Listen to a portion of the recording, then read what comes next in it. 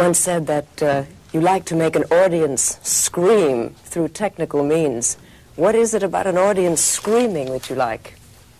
How many times have you heard a woman say, "Oh, I went to see the movie and had a good cry"? That's true. They do, you see. Now, what is a good cry? She never says, "I went there and had a bad cry." Otherwise, she wouldn't have paid the money to go in the first place. So these people have paid money to be scared, just as much as they go to Disneyland and go on the Big Dip or whatever they call that railway, you know. The roller coaster? Yes, roller coaster, or the haunted house. They pay to be scared. Do you like to be scared yourself? No, I'm not keen about it. I have been on odd occasions. Like when? Oh, I think I was driving with my wife to Dubrovnik in the middle of the night, and we were on a ledge, on a mountain ledge, 8,000 feet up, and we came head to head on with a bus.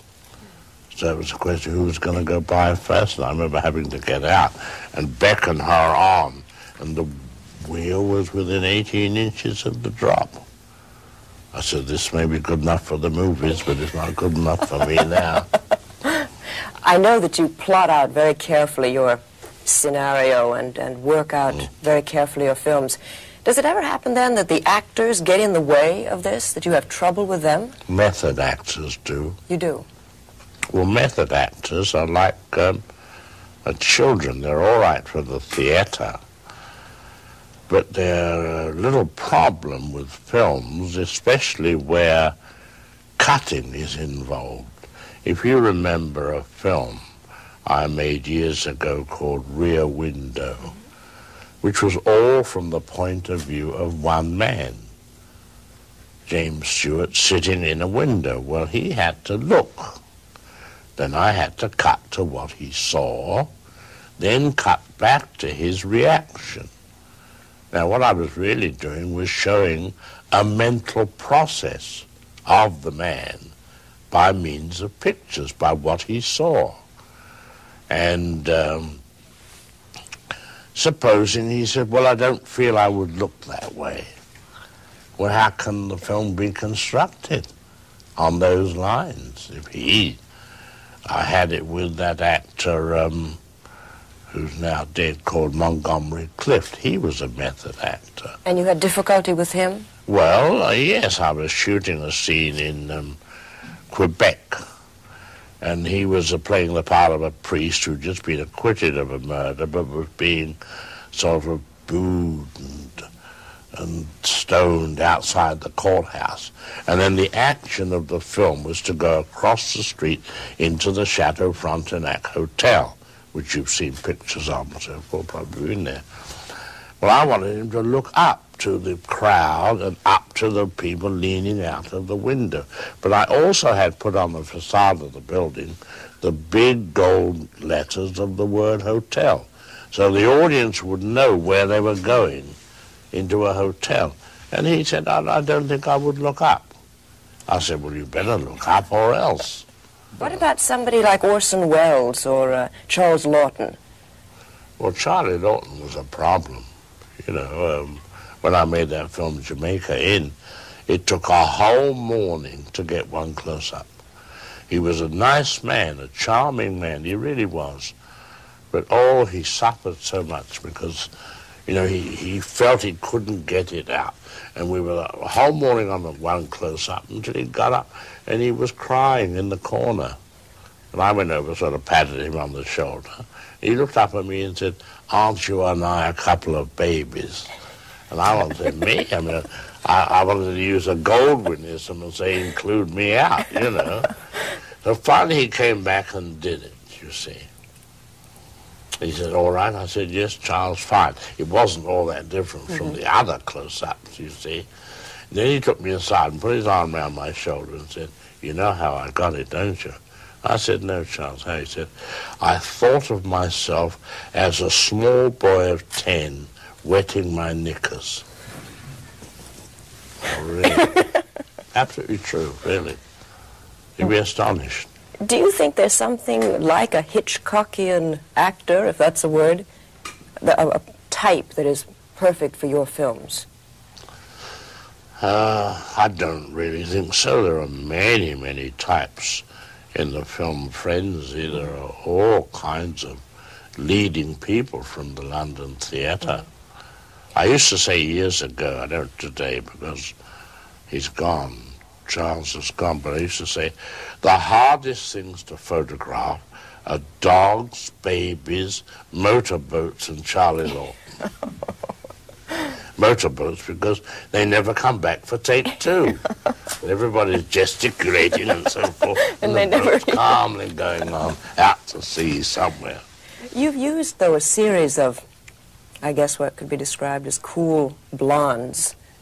Grace Kelly, Tippi Hedren, Madeleine Kahn. That wasn't really by design.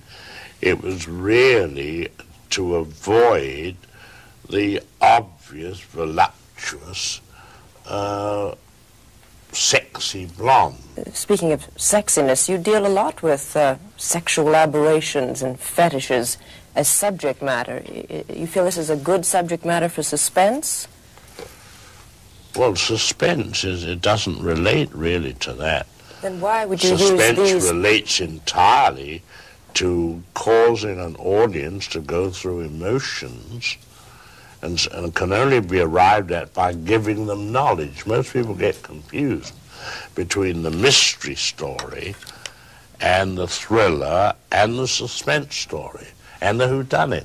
See, well, the whodunit, oh, there's a big difference. The whodunit, you see, is a intellectual exercise like a crossword puzzle. When you buy a whodunit, you're terribly tempted to look at that last page, and you don't because you feel you've wasted your money or be disappointed. But the suspense story is giving the audience full information before you start. In other words, there is a bomb under these seats. Tell the audience that, and they will scream out and say, get out of there, get out of there. How about in Notorious? Could you describe the build-up of suspense there? Well, no, that wasn't really... The suspense there was, how soon will Claude Rains find out that the woman who was the daughter of an old friend is an American agent? We all know it. We were told at the beginning that she was working with Cary Grant. Then you had the added fact that Cary Grant was in love with her. And yet in the course of his job, he literally had to put this woman into the arms of another man. So that was your emotional story, but your suspense story, which built up to its climax, when they just then, in the process of which you come to the moment when it says, "Mother, I'm married to an American agent." Now they know they've got to get rid of her, but they've got to get rid of her surreptitiously. Can't just bump her off, because all the rest of his colleagues will know. So you get a case of arsenical poisoning, you see. Who is your idea of an ideal villain? I've heard you read somewhere that you thought that Claude Rains kind of personified well, he was the a ideal. nice man in his way, you know. I think any man, as you know, as you've seen the film Frenzy, you've got a cheerful, lively man who is a psychotic. You see, unless they're pleasant and acceptable, their victims would never go near them. Most people misunderstand what a villain is. He's a charming man who kills women. But if he didn't have the charm, they'd run a mile from him. Well, that brings us back maybe to sexual aberrations again. There seem to be a lot of Jack the Ripper types in various films. Well, they are aberrations by the fact that outwardly they're acceptable members of society. And in the picture Frenzy, I get to go to some extent in a scene between a doctor and a lawyer to explain that fact, that outwardly they're normal, apparently decent human beings. And then, quote, it comes over them, unquote. You do use humor. Do you think that that plays a kind of relief from the building up of suspense? You'll always need it. You know, you can't it's like just a bomb situation. If you have the bomb, you must never let it go off, because if you've created suspense with the audience, then you must relieve it. For instance, I think in the 39 Steps, when Madeleine Carroll is in the train compartment, and she gives the hero away after you feel she's not going to. Oh, well, that's true. Wouldn't you if a man burst into the apartment? In the movies, of course, she'd return the embrace, you see. But then I don't believe what they do in movies is always correct. I'm a believer in humor.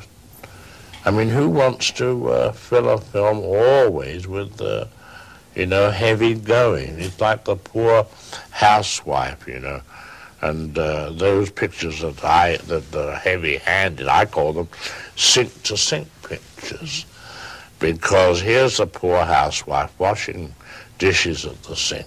The husband returns from work, looks at this slightly forlorn figure and says, look, dear, why don't you dry your hands, go up and put on a nice, clean dress, yeah, we'll get a sitter, and we'll go out and have dinner and take in the movie.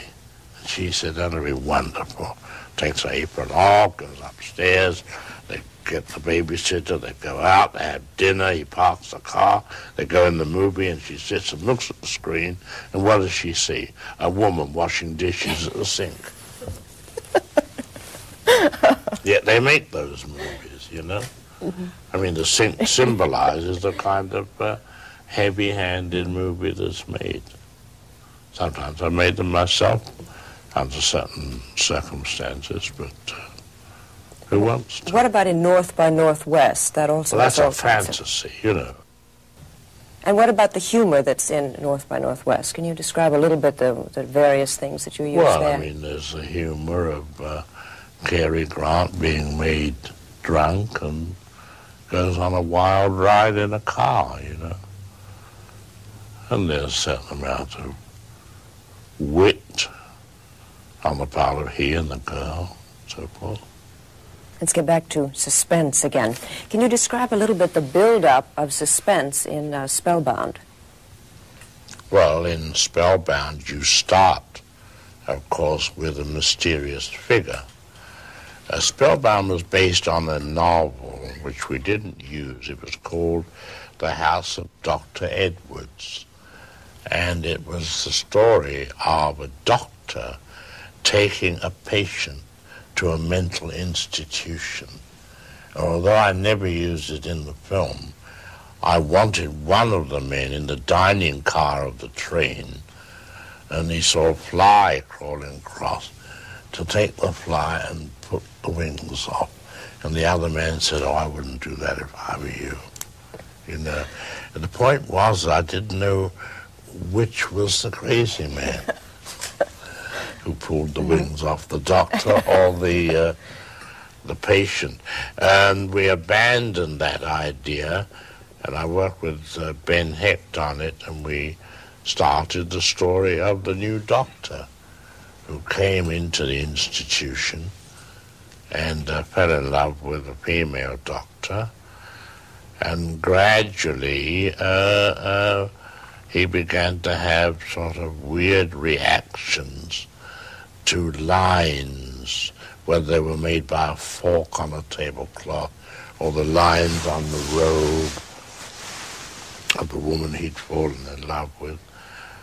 But gradually, of course, it in a way was a mystery, but it was a mystery with certain overtones of psychiatry in it, you see. And it was almost like examining a patient under psychiatric terms, that the mystery was solved. It was really a mystery story, but of course a fresh approach to it.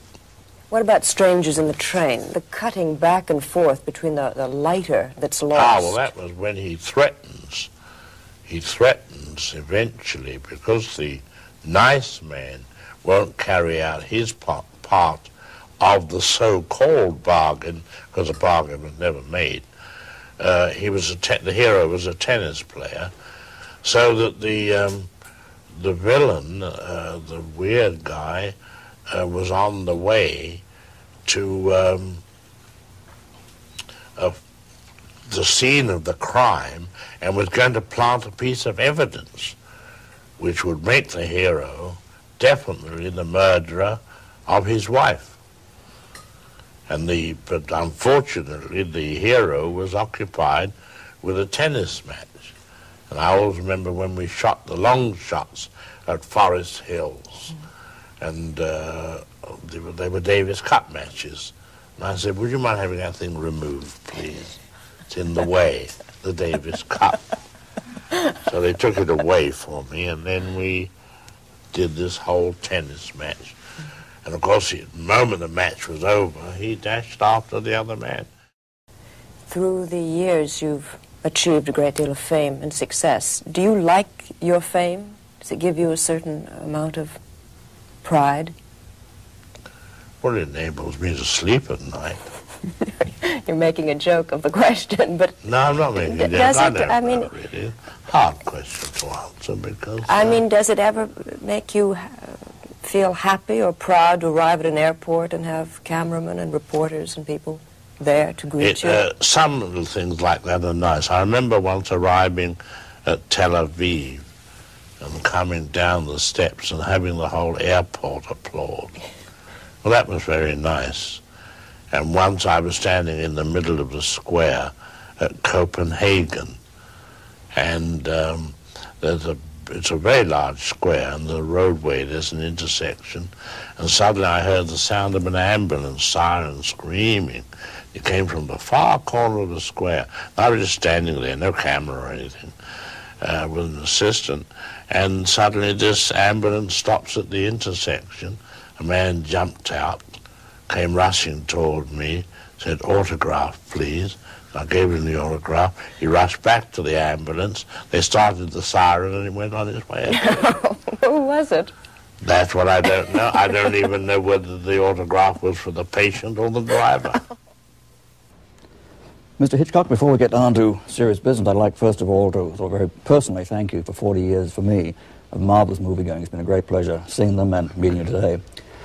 Most of the interviews I've seen and read with you have tended, I think, perhaps understandably, to concentrate on the bigger films, the later films, the Spellbound, the Rear Windows, and so on. And today, with your permission, I'd like to, initially at least, go back to the beginning and discuss some of the earlier films which may not be quite so familiar today, particularly since you worked in the German silent film. Yes. To ask you how much your early English films, particularly films like Number 17, really drew on the pictorial style that you may have picked up in the German cinemas and the German studios. Well, in those days, this would be about 1924, when the UFA studios were at their zenith almost. Mm-hmm. They emerged from a company called Dekla Bioskop, and in those days I used to write the script and then become the art director.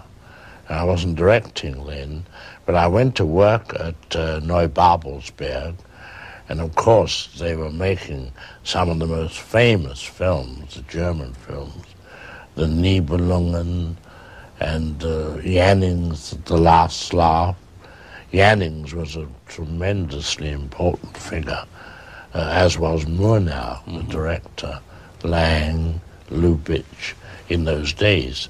And I remember when I was working there, our picture was called The Blackguard, but they were making The Last Laugh. And in those days, it's just the opposite to what happens today. Everything was done on the lot. And it didn't matter what the set was, they'd build it. And I remember in The Last Laugh, Jannings, it was a story about the reverence that the Germans have for the uniform.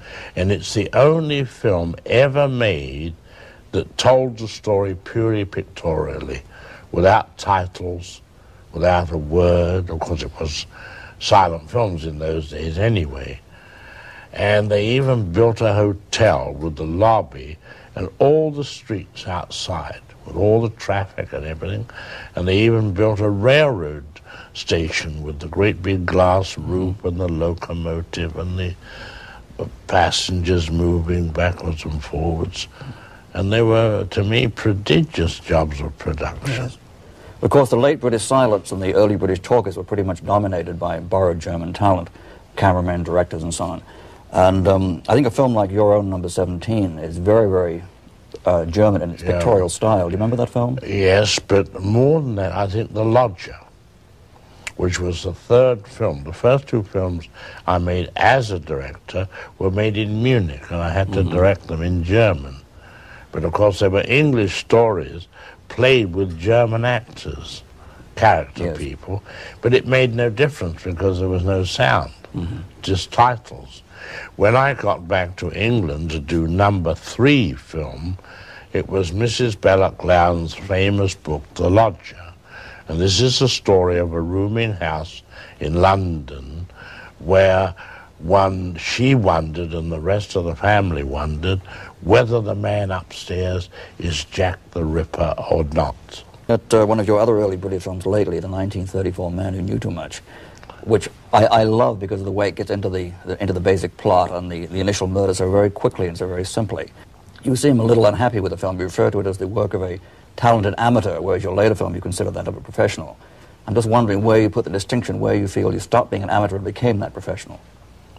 I think actually the difference would be that in the original Man Who Knew Too Much, I wasn't audience conscious, whereas in the second one I was.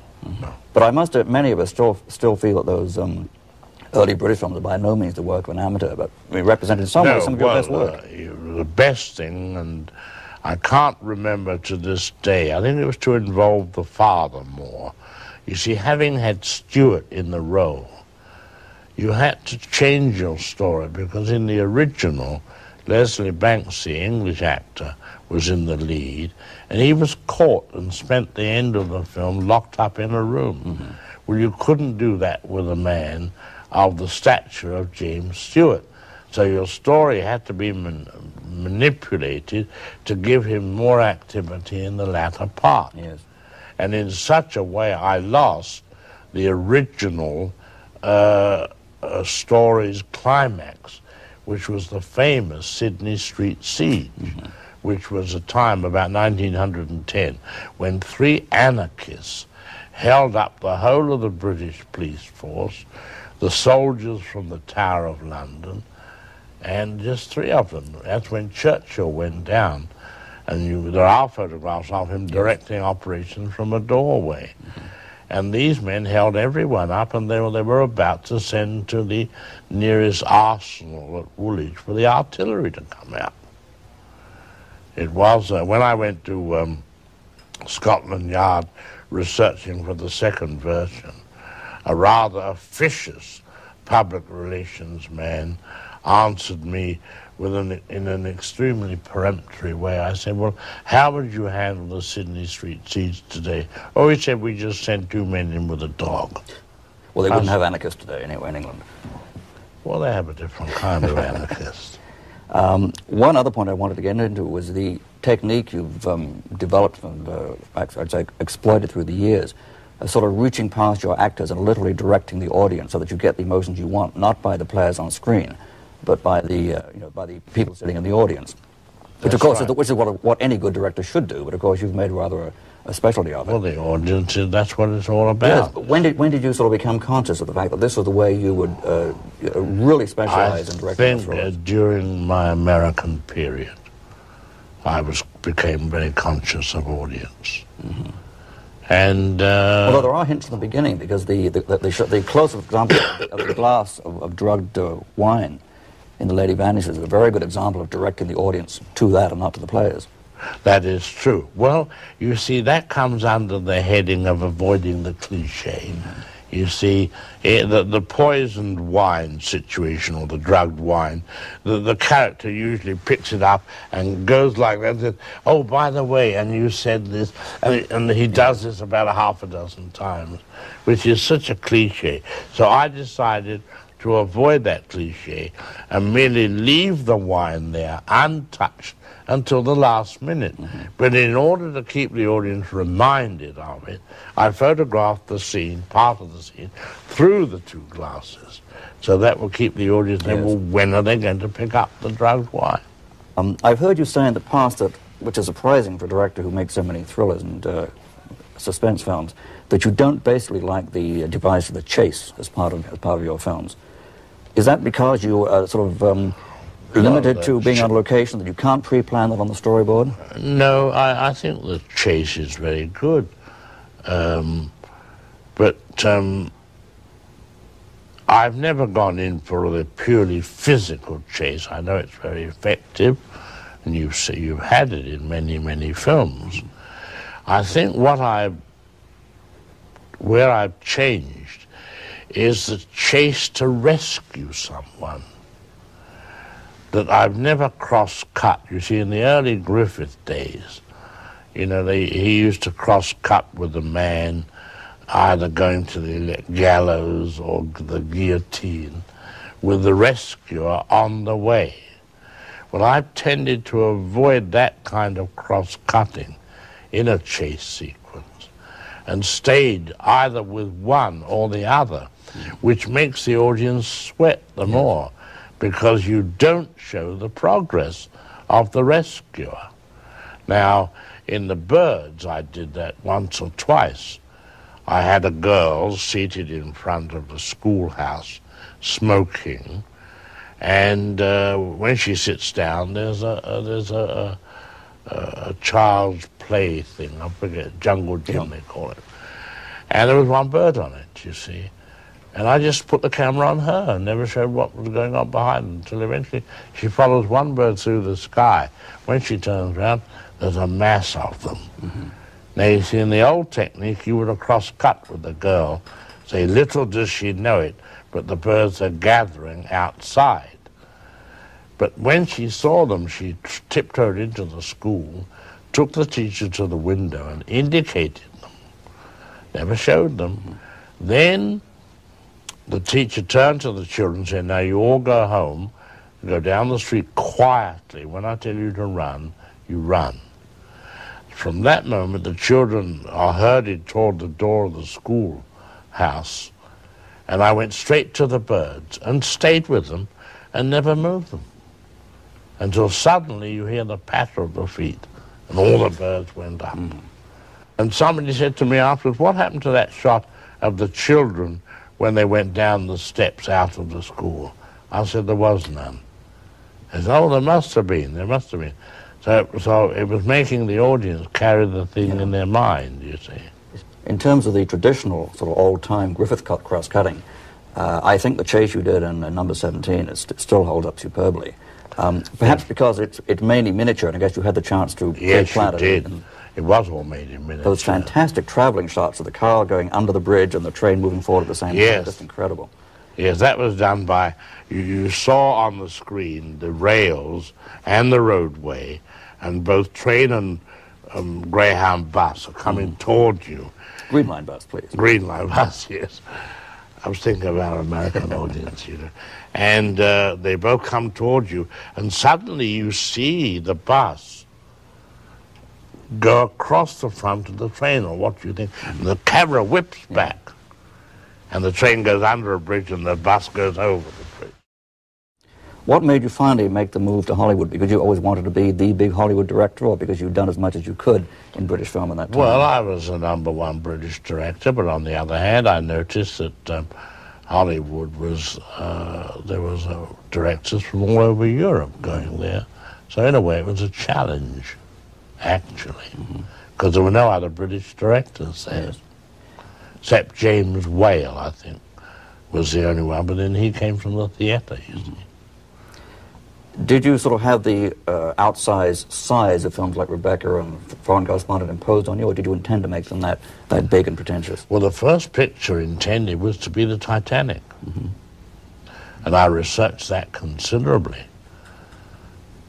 In fact, the producer intended at the time to buy the Leviathan, which was awaiting the shipbreakers offer, and he was going to have it towed round through the canal and sink it off Santa Monica, which was a prodigious job. I often think, you know, he would say, well, gone there it is, make the most of it. What do? You know, do a close-up of a rivet dolly back, or put 8 cameras on it, and then the ship is sunk, and a white-faced electrician says, electricity wasn't on, no camera got it. And it's kind of a derivation, perhaps, from that wonderful climactic dolly shot in Young and Innocent, which Oh, is yes, the most elaborate shot you've ever done. It is, yes. That was, well, there again, you see, it arose from the dialogue statement of an old man says to a young girl, he said, isn't it ridiculous sitting here among all these people looking for a man whose eyes blink? Have you often felt that individual films of yours would be improved by your going back to them and working on them? I don't think I would care to do that. In fact, I'll go further. I wished I didn't have to make them. You see, having worked with the writer on the design of the film, really the whole creative work is finished. All you have now is to wait and see it diminish and find you only arrive with 60% of the original conception on the screen. Have you ever thought of working as Lubitsch did occasionally by preparing the film yourself, a film like Desire or Royal Scandal, literally making the film yourself on paper, on the storyboard, and then handing it over to another director like Otto Preminger just to carry out orders for you? I don't think I could We wouldn't do want to do that. No. So there is some fun. There is some fun for you in physically making it. Well, there's some fun and the need to get it right. I mean, you know, there's tempo involved, the size of image. Of course, storyboard will take care of that, providing that the other director adhered to the storyboard. This may not be of much concern to you commercially, since your films are always shown, you know, theaters and TV and make a lot of money still for you, I'm sure. But it's, I don't think there's any one director whose films are used more in film schools to teach film technique. You can literally build a whole course around Hitchcock films, whereas with the obvious people like Eisenstein and Griffith, I think with 1 or 2 films you've done it. But I do know of a whole course that had been built just around your films, and the students learned a tremendous amount from them. Well, and they're entertained at the same time. Yes, but the most important thing is that I am a Puritan and I am a believer in the visual. And that's what I think that schools should teach.